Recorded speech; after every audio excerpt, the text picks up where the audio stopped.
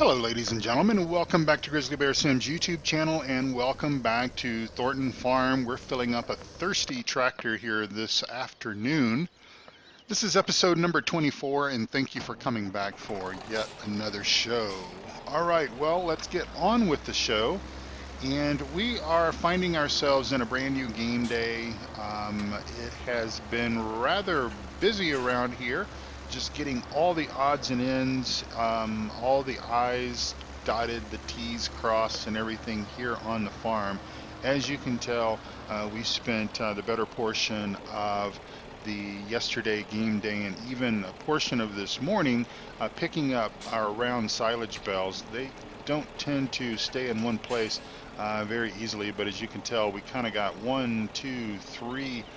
three loads. The tipper wasn't 100% full with each load. I think we got somewhere around 65, 67, something like that, bales of silage off of those two fields that we mowed recently and baled with the Corona big baler there that we demoed from the store. So I'm still working out all the particulars with Mr. Thornton as far as whether or not that's going to be something that we're going to make a purchase for here on the farm, or whether we will just continue down the process in which we have sort of been accustomed to doing. A lot of it kind of depends on what we feel, I suppose, is the necessity for silage bales that we obviously sell to other farmers for the next year.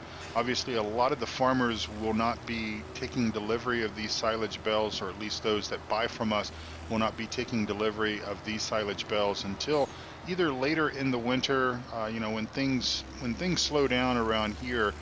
Once we get the fields turned around, and as you can tell, we've got Smithy over there planting oilseed radish in field number, what was that, 29? That was the cornfield that we just harvested a few episodes ago. And Sid is off plowing the new field, what we're going to refer to as the new field, because that's just I guess the best way to sort of refer to that, since that was a new addition, a new purchase for us. And of course, we're down here. We're gonna go ahead and cultivate this field in this morning. Thomas got the liquid slurry injected into this field. We had a bit of a rainstorm that came through, and I told you, I think the last episode, that the weather forecasters, according to the BBC, which I wake up and watch every single morning to get sort of a general idea of what the weather is going to be like, not only for that particular day, but also a outlook, 3, 4, 5 day outlook, whatever the weather forecasters are capable of forecasting accurately. And regardless of where you are in the world, weather is such a tricky beast to sort of get right, and sometimes they nail it and sometimes they don't. And well, anyway, so usually over my morning coffee, I'm tuned into the BBC and listening to see what the weather is going to do and how it's going to do it and all that kind of stuff. And so I told you in the previous episode that, well, the rain that we could possibly get would basically be relatively light.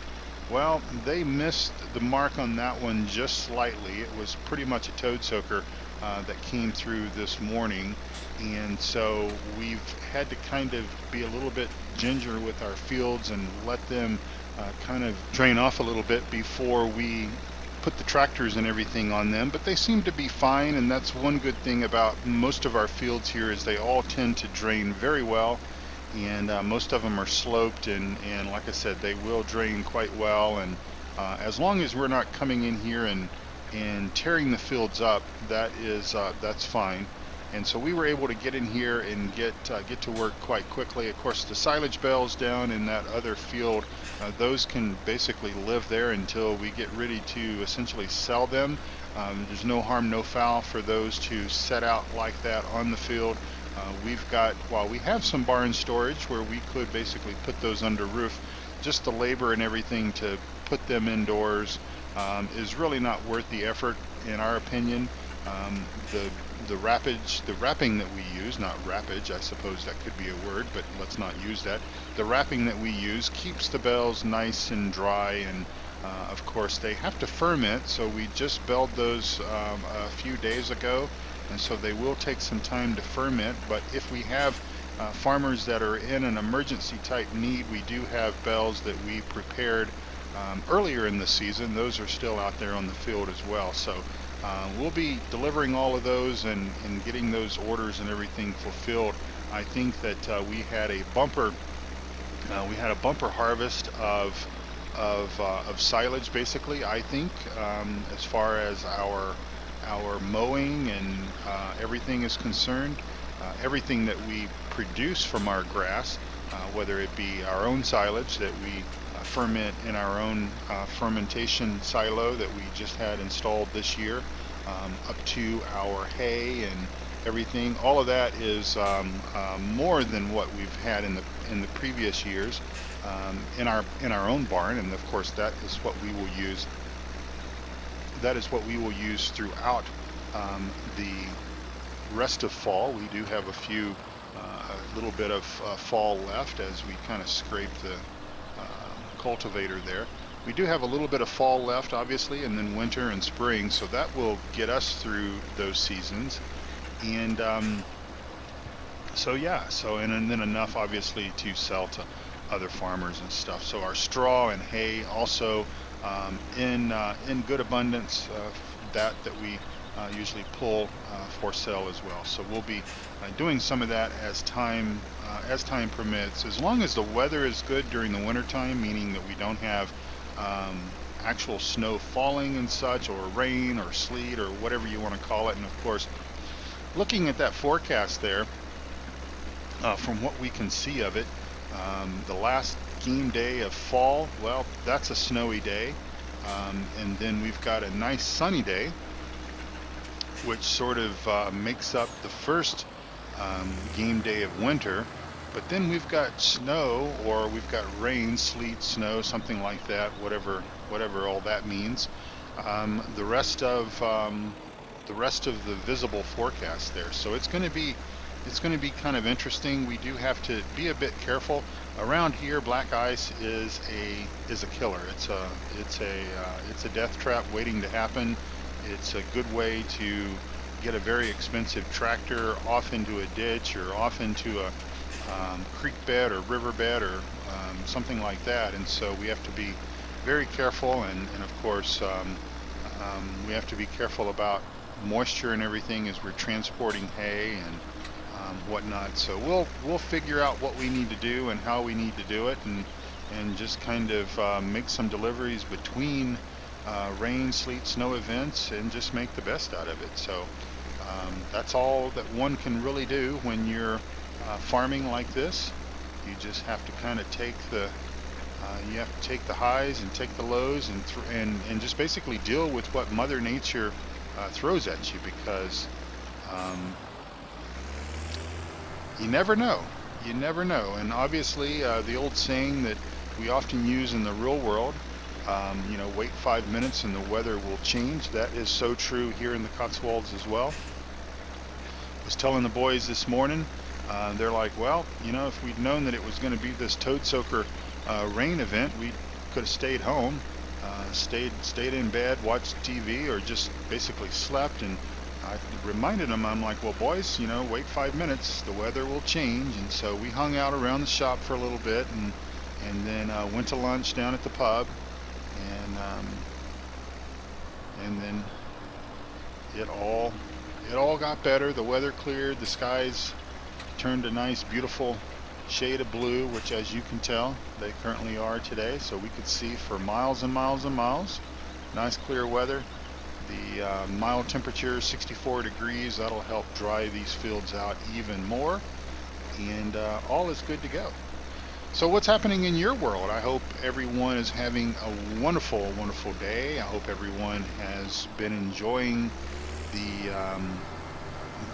videos. I hope everyone enjoys the new schedule that I've come about with. I've been I've been advertising that schedule on each of the 3 series that I do. So Thornton Farm, obviously, is this one, in Midtown USA, and then the brand new in Tazewell County. So basically, if my memory serves me correctly, Tazewell County is going to start the week off on Mondays, and that's going to be followed by Thornton Farm on Tuesday, and then Midtown USA on Wednesday. And then we basically rinse and repeat, and you get Tazewell County on Thursday, and then Midtown USA on Friday, and then followed up with Thornton Farm on Saturday. So kind of a mixture of series there. You'll get at least you'll get 2 per week, and that I'm going to try to do my best to maintain this schedule. I will say that playing 3 maps, I have to basically make sure that I keep a keep a backlog videos, and I'm basically working ahead of things, because if I get behind, if I don't have the opportunity to record videos for a few days and I start to get behind, then it's going to be pretty impossible to maintain that schedule, just because some of the tasks and chores that are required on some of these maps just take a little bit longer than normal. I try to utilize my storyline even when I'm playing off camera. No, I don't necessarily talk to myself if I'm playing off camera, but I still try to maintain the number of workers and such as that I have on the series. So, with Tazewell County, for example, the boys and I, that being Billy Bob and Jack, have been reunited. And so when I'm working off camera, I try to only use 2 hired workers, because that's all I basically have. And so it gives me the opportunity to enjoy the game as well. Of course, I enjoy recording episodes for you all. I do enjoy that very, very much. Almost get a level of enjoyment, a high level of enjoyment, I should say, out of doing that. But then again, I also enjoy just playing the game, whether I'm recording or not. And of course, sometimes it's difficult, because if I don't have a whole lot of time in a given evening, say during the work week or on a weekend, then if I'm not recording during those plays, or if I don't have something to record during say a gaming session, say an hour and a half or whatever, it's sitting at the computer, then I do sort of get that feeling of getting behind just a little bit. And so anyway, we'll see how it all unfolds, and what we all decide to do. So our scarecrow here, he seems to be doing a fine job keeping the birds, not the bugs, the birds and everything off of our fields. That's a nice, cool little feature there, which I will admit I hadn't noticed until we were probably in this series a fairly good ways. I think I noticed it whenever we seeded this field. But the odd thing about it was, I think I probably seeded this field with using courseplay, and so I wasn't 100% sure how courseplay was going to handle that scarecrow. Whether courseplay would just drive right over it and it would fall out of the ground, kind of like a street sign, and then obviously right itself up whenever the game gets restarted. But basically there's no collisions on it, so it just kind of the tractor or the seeder or whatever just kind of drives right through it without any issue at all. So I'll provide another brief update on cattle and crops, just briefly. So I'm still sort of at a holding pattern there with cattle and crops. Still can't get the mission. I think it was maybe mission number 8 or 7. I can't remember now just off the top of my head. But I can't get that mission to complete, so I don't know if everything is a bust with it. Both profiles seem to be behaving the same way.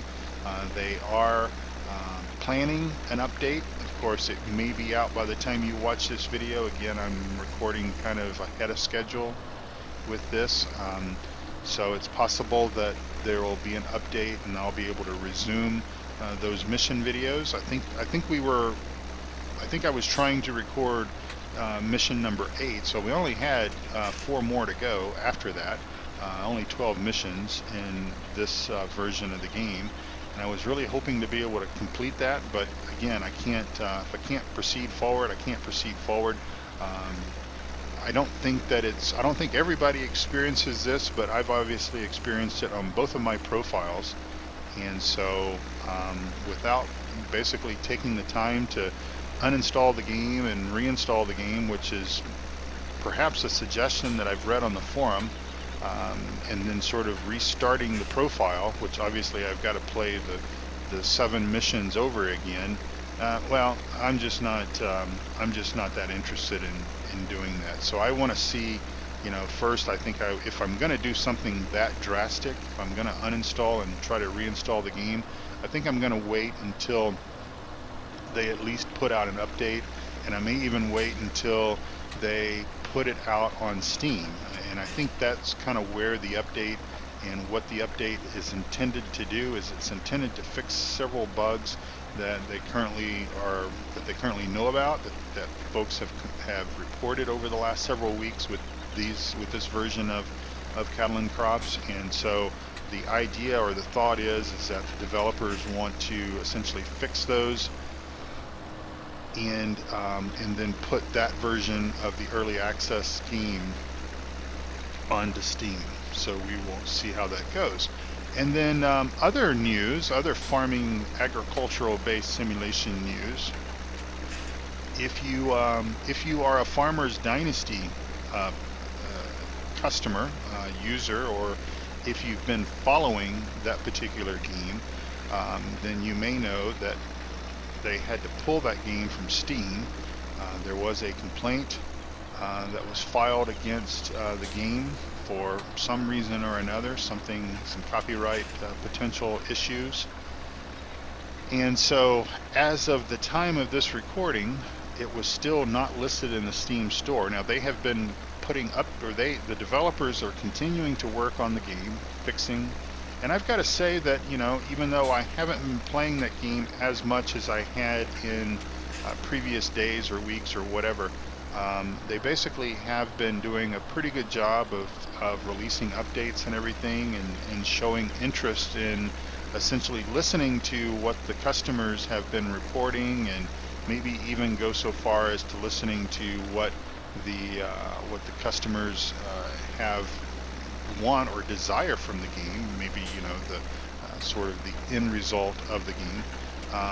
But with this issue that they currently have, and I don't know who filed the complaint. I think everyone initially assumed that it was Giants, but the developers, even though I did not read this post from the developers, folks have basically said that that the developers did release information and said that it was not, that I repeat, it was not Giants who filed the complaint. So obviously Steam has to take those things seriously, which is in the best interest of everyone involved. That keeps a good, healthy community and everything. The last thing that we want, I suppose, is piracy or not necessarily this wouldn't be piracy in this case. This would be potentially copying, either directly copying content or at least ideas from one game to the other. Maybe it's Farm Expert, maybe it's one of the others. But anyway, I think there's about 3 of those games that all use the same game engine. And so I don't know. We'll see. We'll see what happens. It seems to be somewhat of a cutthroat type industry. The agricultural based simulation industry we had the whole brouhaha with between Giants and Cattle and Crops over the horse stuff.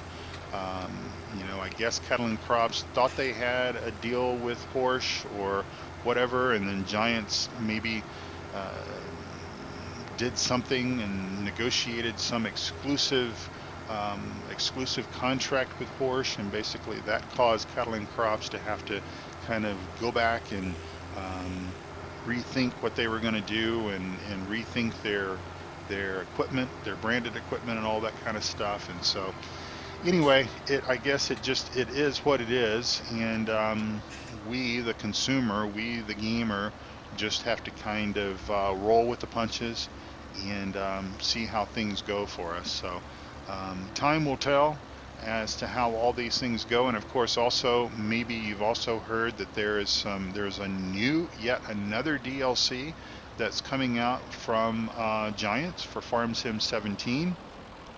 This this DLC basically consists of the I can't think of the name, um, and I probably wouldn't even maybe know how to pronounce it. But it's a lot of folks have said, well, it's just kind of a rinse and repeat, or a duplication of the sugar beet equipment and everything, the large sugar beet equipment. I don't know.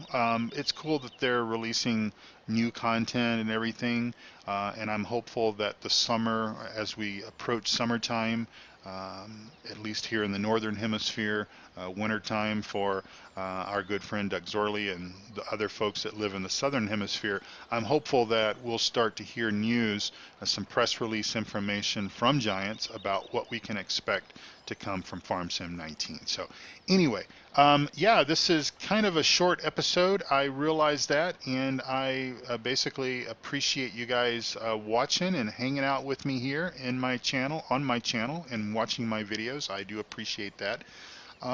We are going to just go ahead and finish up. Let's see, he is seeding, so he will most likely, hopefully, get those gaps filled in there.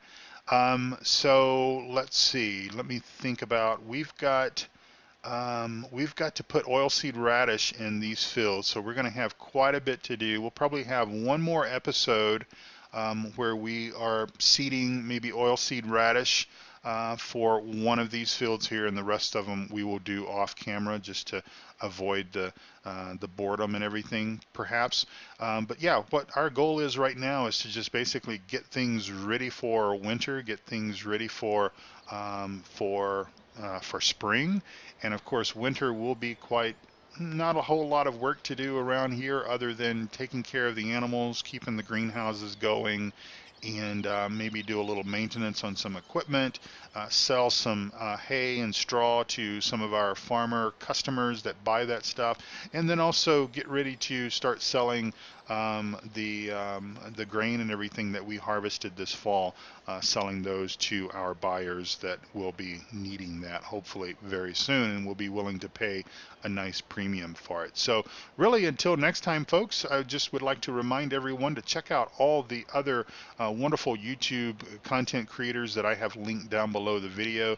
You won't be disappointed by their content. And then if you want or need additional assistance or help, make sure you head over to the Three Dudes Gaming Network and PCSG, register for accounts over there, join those communities, join in the conversation, and then also follow me over on Discord, join my Discord server, and that's kind of a pathway. All of us have Discord servers, Eustace Farmer, Farmer Klein, Doug Zorley Gaming, etc. And so that's a good way for you to interact directly with us is through Discord.